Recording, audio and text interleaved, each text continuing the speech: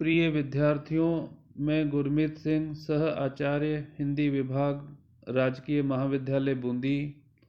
आज के मेरे ई व्याख्यान का विषय बीए प्रथम वर्ष हिंदी साहित्य द्वितीय प्रश्न पत्र के अंतर्गत पाठ्य पुस्तक कहानी संकलन में संकलित कहानी मधुआ, जो कि जयशंकर प्रसाद द्वारा रचित है, उस कहानी पर हम चर्चा कर रहे हैं। पूर्व में भी इस कहानी से संबंधित कुछ व्याख्यान प्रसारित किए जा चुके हैं। आज के इस व्याख्यान में हम मधुआ कहानी से संबंधित शेष कथानक उसका वाचन करेंगे और कुछ अंशों की व्याख्या भी करेंगे। किस प्रकार वह शराबी चिंतामग्न हो जाता है, उस बच्चे और अपने भविष्य के बारे में सोचने लग जाता है, और कभी उसके सामने ये प्रश्न उपस्थित होता है कि अब दोनों का पेट कैसे चलेगा, क्या कोई काम करना पड़ेगा। फिर कभी वह सोचता है कि नहीं नहीं, ये सुबह उठेगा तो मैं इसको भगा दूंगा, आँख तो खोले। उसके बाद का कथानक जिसका हम वाचन करेंगे।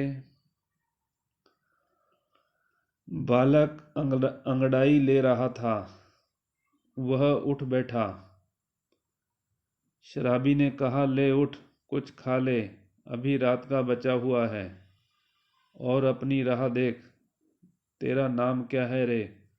उठते ही शराबी उससे प्रश्न करता है और उससे कहता है कि कुछ खा ले, उठ जा, अब अभी रात का बचा हुआ है, और अपनी राह देख, अपना रास्ता नाप, तेरा नाम क्या है रे। प्रश्नवाचक चिन्ह है, वो उससे नाम पूछता है। बालक ने सहज हंसी हंसकर कहा, मधुआ। भला हाथ मुंह भी न धोऊं, खाने लगूं, प्रश्न करता है, और जाऊंगा कहाँ। वह एक ही पंक्ति में मानो सारे प्रश्नों का उत्तर दे देता है।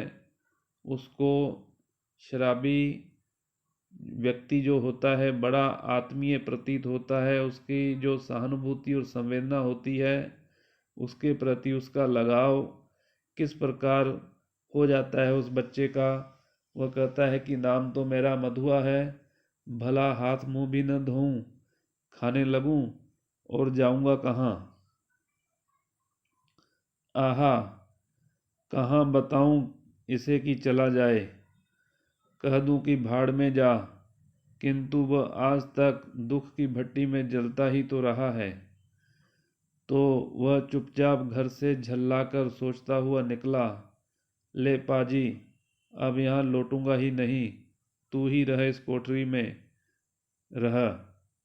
वह शराबी, जब उसने बालक ने कहा कि मैं जाऊंगा कहाँ, तो शराबी कहता है कि हाँ, कहाँ बताऊं कि इसे कि चला जाए, कभी तो मैं कह दूं कि भाड़ में जा, किंतु वह आज तक वह उस बालक हृदय के बारे में सोचता है कि वह दुख की भट्टी में जलता ही तो रहा है। तो वह चुपचाप घर से झल्लाकर सोचता हुआ निकल पड़ता है शराबी, और कहता है, ले पाजी, अब यहाँ लौटूंगा ही नहीं, तू ही इस कोठरी में रह, अब तू अकेला ही इस कोठरी में रह। शराबी घर से निकला। गोमती किनारे पहुंचने पर उसे स्मरण हुआ कि वह कितनी ही बातें सोचता आ रहा था, पर कुछ भी सोच न सका। हाथ मुंह धोने में लगा। उजल धूप निकल आई थी। वह चुपचाप गोमती की धारा को देख रहा था। धूप की गर्मी से सुखी होकर वह चिंता भुलाने का प्रयत्न कर रहा था कि किसी ने पुकारा। भले आदमी रहे कहाँ, सालों पर दिखाई पड़े, तुमको खोजते खोजते मैं थक गया। शराबी ने चौंक कर देखा, वह कोई जान पहचान का तो मालूम होता था, पर कौन है यह ठीक से न जान सका। किसी ने आवाज़ लगाई कि अब भले आदमी रहे कहाँ, सालों पर दिखाई पड़े, तुमको खोजते खोजते मैं थक गया हूँ। उसने फिर कहा, तुम ही से कह रहे हैं, सुनते हो, उठा ले आओ अपनी सांद धरने की कल मेला ढोने का सामान, नहीं तो सड़क पर फेंक दूंगा। एक ही तो कोठरी जिसका मैं 2 रुपए किराया देता हूँ, उसमें क्या मुझे अपना कुछ रखने के लिए नहीं है? कोई दूसरा व्यक्ति उस शराबी से कहता है कि तुमने, मैं अब उसमें क्या सामान नहीं रखूंगा? ओहो राम जी, तुम हो भाई, मैं भूल गया था, तो चलो आज ही उसे उठा लाता हूँ। कहते हुए शराबी ने सोचा, अच्छी रही, उसी को बेचकर कुछ दिनों तक काम चलेगा। गोमती नहाकर राम जी पास ही अपने घर पर पहुंचा। शराबी की कल देते हुए उसने कहा, ले जाओ, किसी तरह मेरा इससे पिंड छूटे। बहुत दिनों पर आज उसको कल ढोना पड़ा। किसी तरह अपनी कोठरी में पहुंचकर उसने देखा कि बालक बैठा है। बड़बड़ाते हुए उसने पूछा, क्यों रे, तूने कुछ खा लिया कि नहीं? भरपेट खा चुका हूँ, और वह देखो तुम्हारे लिए भी रख दिया है। यह किसने उत्तर दिया?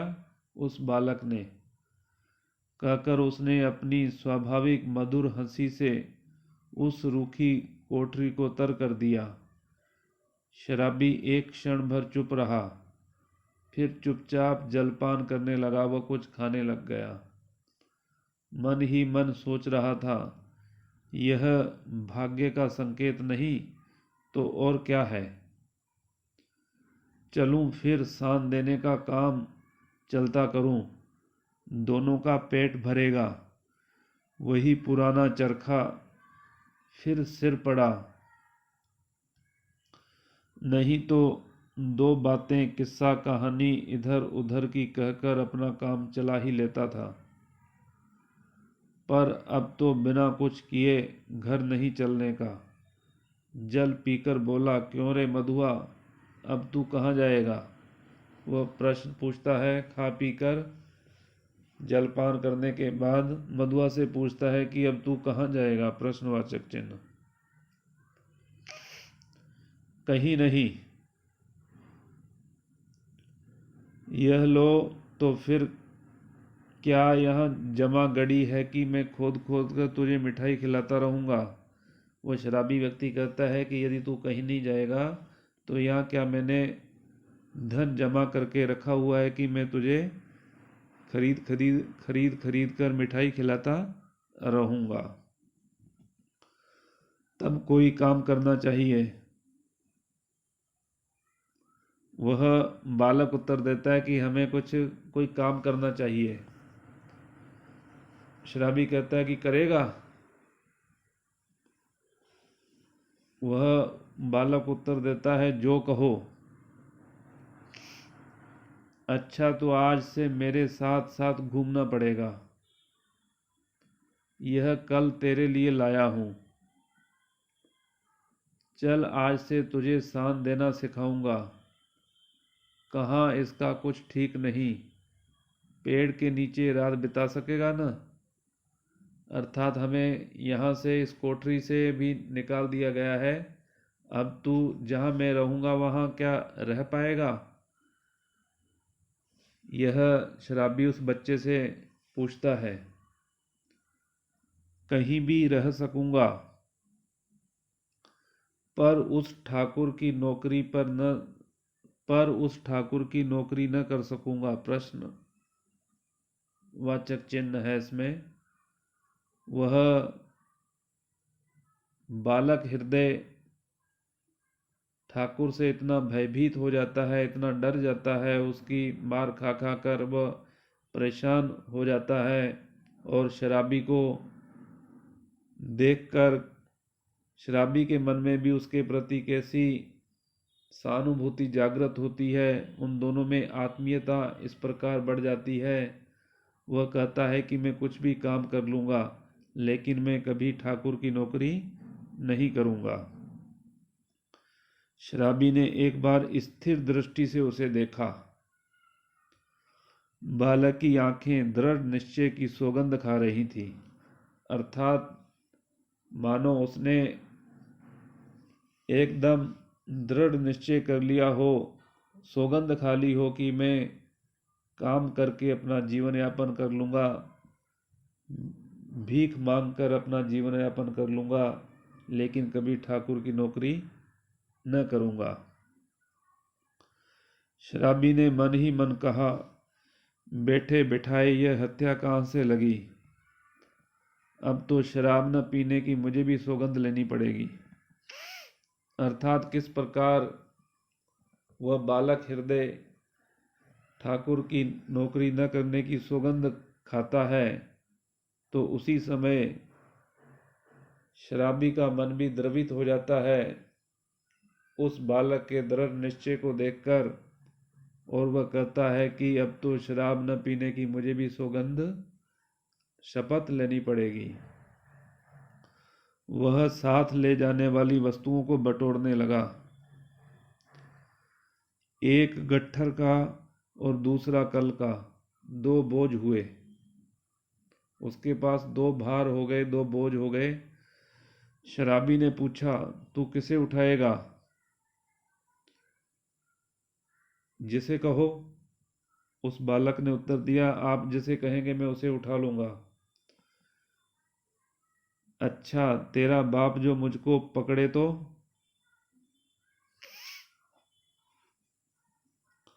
कोई नहीं पकड़ेगा, चलो भी, मेरे बाप कभी के मर गए। इसमें इतना व्यंग्य कहानी के अंदर छिपा हुआ है कि वह बच्चा अत्यंत सहज भाव से कहता है कि अब मुझे पकड़ने वाला इस संसार में कोई नहीं था। मेरे कई बाप थे, मेरे बाप कभी के मर गए। जिसको मैंने अपना बाप बनाया, अपना रक्षक बनाया, जिसके यहाँ मैंने कार्य किया, जिसकी मैंने गुलामी की, जिसकी मैंने दास्ता स्वीकारी, लेकिन वहाँ भी मुझे दर दर की ठोकरें खानी पड़ी, इसलिए अब मुझको कोई नहीं पकड़ पाएगा। शराबी आश्चर्य से उसका मुंह देखता हुआ कल उठाकर खड़ा हो गया। बालक ने गठरी ला दी, और बालक ने क्या उठा ली? गठरी। दोनों कोठरी छोड़कर चल पड़े। यहीं पर कहानी का पटाक्षेप हो जाता है, अंत हो जाता है। प्रस्तुत कहानी मधुआ, जो जयशंकर प्रसाद द्वारा लिखी गई है कहानी, वह अत्यंत मार्मिक कहानी है कि किस प्रकार एक शराबी व्यक्ति होता है, उसको निरंतर शराब पीने की आदत रहती है। वह ठाकुर के यहाँ जाता है, ठाकुर का मन बहलाता है, उसका मनोविनोद करता है, उसकी एवज में उसे पैसे मिलते हैं। उस पैसे का वह काम शराब पीने में करता है, लेकिन कथानक में उसको एक रोता हुआ बालक मिल जाता है, जिसको वह अपने साथ ले आता है। वहीं से उसका मानो हृदय परिवर्तित हो जाता है शराबी का, क्योंकि कथाकार ने शराबी के माध्यम से यह कहने का प्रयास किया है कि जो बड़े व्यक्ति होते हैं, जो जमींदार होते हैं, जो साहूकार होते हैं, वह किस प्रकार की मनोवृत्ति रखते हैं। उनका जो कार्य होता है वो दूसरों का शोषण करना होता है। उनको किसी से लगाव, आत्मीयता, सहानुभूति या संवेदना नहीं होती। यही बात मुख्य रूप से इस कहानी में मधुआ के माध्यम से दी गई है। और एक छोटा सा बालक किस प्रकार उसमें आत्मीयता भी है, सहानुभूति भी है, शराबी के साथ उसकी किस प्रकार से आत्मीयता हो जाती है और वह कुछ भी कार्य करने के लिए तैयार हो जाता है, लेकिन ठाकुर के यहाँ जाने के लिए वो मना कर देता है। इस प्रकार यह उच्च वर्ग के जो पाखंडपूर्ण व्यवहार पर प्रहार करती हुई कहानी है मधुआ, कि किस प्रकार एक निम्न वर्गीय जो शराबी व्यक्ति होता है, उसको जैसे ही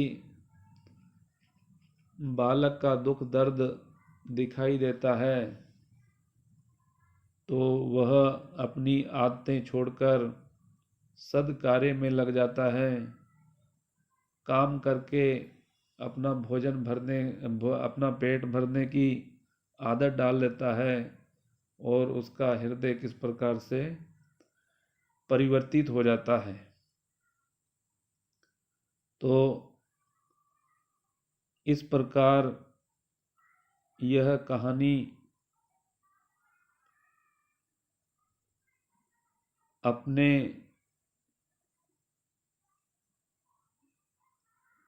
शीर्षक को सार्थकता प्रदान करती है।